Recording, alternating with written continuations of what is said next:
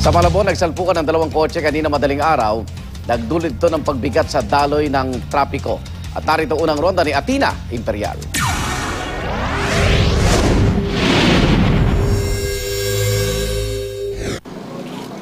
Dalawang kotse ang nagbanggaan sa MacArthur Highway sa Barangay Potrero, Malabon, alauna ng madaling araw.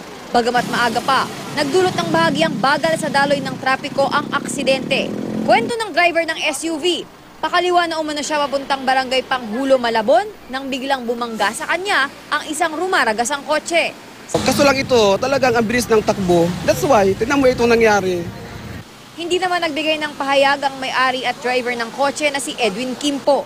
Ngunit ayon sa sakay nito, nasa 60 kilometers per hour lang daw ang takbo nila nang nangyari ang aksidente. Iniimbestigahan pa ng otoridad kung sino ang dapat managot sa aksidente.